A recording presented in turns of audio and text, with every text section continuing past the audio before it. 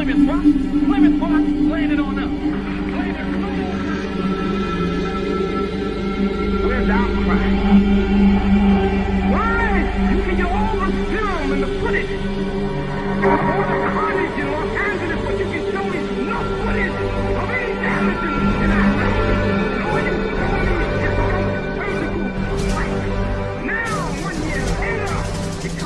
that these so-called surgical sites will mix in.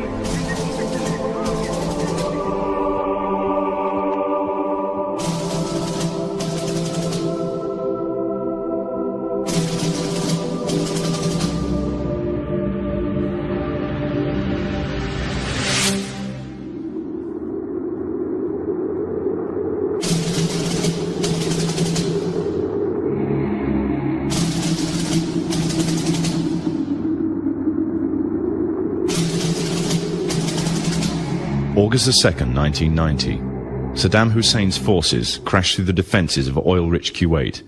In fear of an Iraqi invasion into Saudi Arabia, the United States and her coalition allies poured into the Arabian Peninsula to form a deterrent that would be known as Desert Shield.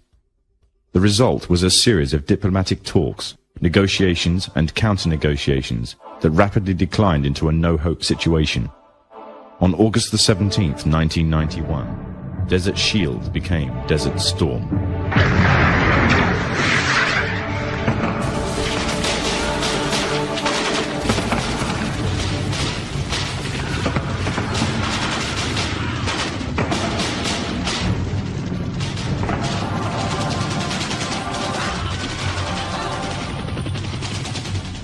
The conflict was witnessed by millions through the eye of CNN and the BBC, showing propaganda of the systematic eradication of Saddam's forces by a coalition far superior in technological, political, and economic power. However, what was little known was that from the outset the war was engineered, controlled, and manipulated by an elite group. A group which had created the illusion of a man with power, at the head of a million-strong army, on the verge of going nuclear. A man who had gained control over 1/5 of the world's oil overnight. However, in reality, he was merely a pawn, in amongst many pawns, just a puppet in a grand master plan, with the Gulf War as a well-orchestrated stepping stone. The orchestrators of the war were by no means strangers to controlling major world events. In fact, they have done so for centuries. From the shadows, they have engineered every major war, revolution, and recession. They control everything you read, everything you hear, and everything you see. They have managed to indoctrinate an entire populace to their way of thinking, and have infiltrated key positions in places of authority. And it is from the shadows that they have created a new political order, a new economic order, and more sinister, a new religious order. Their ultimate aim is total global domination, and they will stop at nothing to reach their goal. The goal that was outlined in a speech given by former President of the United States, George Bush. What is at stake is more than one small country. It is a big idea, a new world order.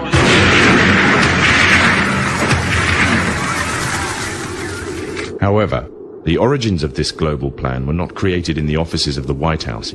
In reality, their roots lay in another war. This time, the year is 1095, and the place, Clermont, France.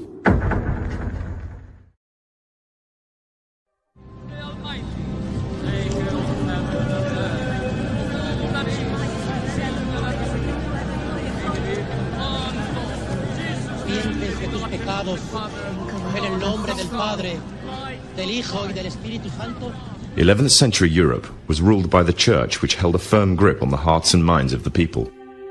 This power enabled Pope Urban II to wage war on the Muslim Caliphate and crusade in what he called a War of the Cross, to recapture the land of Jerusalem. It had been under Muslim rule since the year 637, but in 1099 this rule was brought to a bloody and sudden end. In the name of the cross, women were raped and murdered. Children were put to the sword, and it is said that blood ran in the streets knee-high to the horses. Out of this land of bloodshed and terror, a group of men arose. Men that would stop at nothing to get what they wanted, no matter what the cost. 20 years after Jerusalem was taken, the Dome of the Rock was seized by a group of warrior monks calling themselves the Knights of the Temple of Solomon, or more simply, the Knights Templars.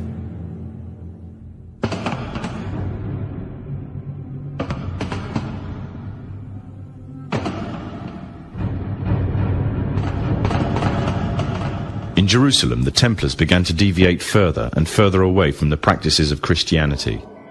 They learnt the secret arts of the Kabbalah, an ancient form of Jewish magic, along with its dark rites and rituals.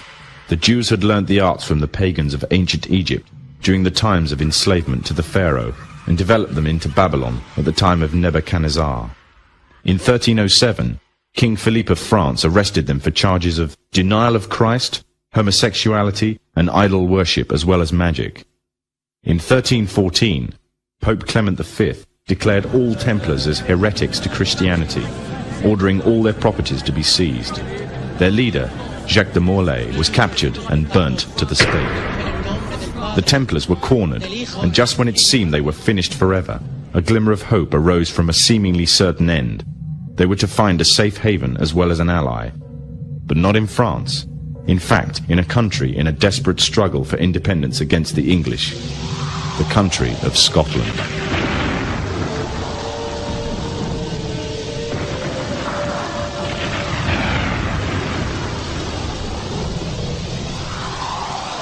For some, Scotland's hope of independence had died with the death of William Wallace. However, to the King of Scotland, Robert the Bruce, the arrival of the Templars gave him a new secret weapon. Their experience, gained over 200 years of fighting the mighty armies of Islam, had made them expert in combat and warfare, and more than a match for any army brought before them. In 1314, the Templars, allied with Robert the Bruce and his army, took to the fields of Bannockburn in the long-awaited showdown with the English. Robert the Bruce's foresight paid off. The 25,000-strong English army suffered a humiliating defeat at the hands of only 6,500 men. The dream of an independent Scotland had finally been achieved.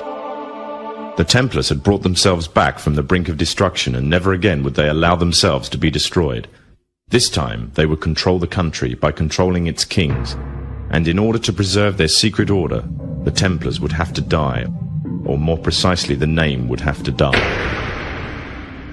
The Templars, who had escaped Europe, were finally laid to rest in Roslin Chapel, Scotland, which stands to this day as sign of their presence in Britain. Their descendants became the true power of Scotland. In 1603, the death of Queen Elizabeth I left England without an heir to the throne. By virtue of descent, King James V of Scotland became King of England. In doing so, Scotland and England joined to form a new kingdom, and the power that the Templars held over Scotland spread to give them a firm grip on the whole of Great Britain. For over 100 years, the Templars concealed their activities, fading into the background until they were little known and little remembered. However, they did not cease to keep a firm grip on Britain. All the time they were planning, regrouping, and infiltrating positions of power in all corners of the kingdom. In 1717, the Templars made their reappearance in Europe.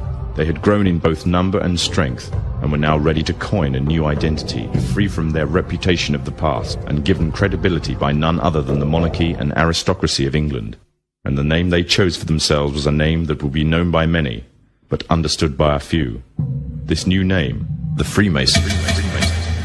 The new identity and the grandeur of its members afforded the Masons with respect and dignity. The first royal member of the Freemasons was Frederick, Prince of Wales. The latest members include Prince Philip, the Duke of Edinburgh, and consort to the current Queen of England, Elizabeth II, who herself is a grand patron to the Masons.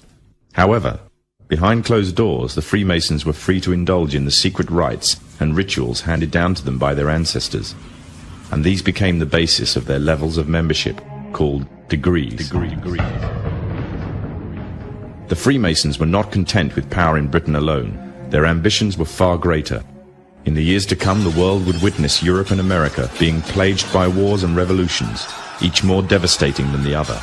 However, these would not be as commonly believed, the spontaneous effects of a downtrodden people, but in fact schemes created by the exclusive few, driven by hunger for absolute power. All this would take place from the very country from which they had fled centuries earlier, and would become the base for their global domination.